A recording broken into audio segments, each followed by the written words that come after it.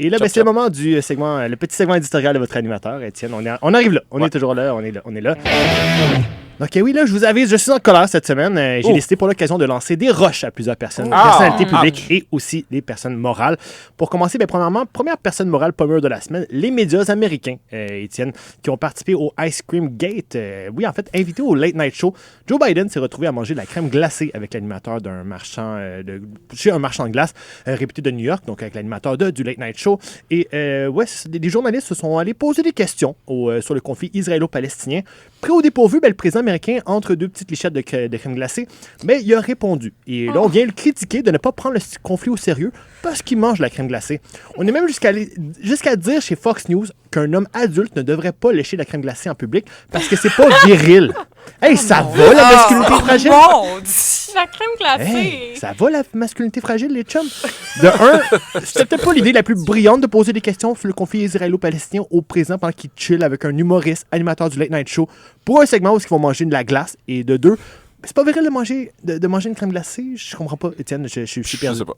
Sérieusement, ma gang de cornets, on s'entorche. Non, mais il faudrait qu'elle soit au gaz. C'est ça qui arrive. Peut-être. Hein? C'est ça, parce que, tu sais, à un moment donné, c'est pas assez viril comme glacé vanille. Moi, ça m'allume pas du tout.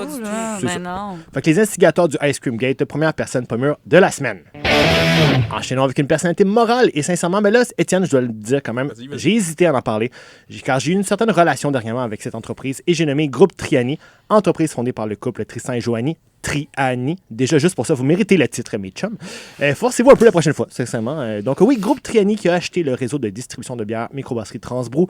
Groupe qui a fait beaucoup les manchettes récemment parce qu'il se faisait poursuivre par plusieurs de leurs fournisseurs pour malversation de sommes dues. Malversation qui a fait très mal à des petits joueurs comme l'Espace Public, Club Kombucha, 1642, À l'abri de la tempête et j'en passe. De leur côté, le petit couple de Terrebonne se plaçant en petite victime depuis le début de la controverse. Eux qui nous versent des belles petites larmes de crocodile. Hein.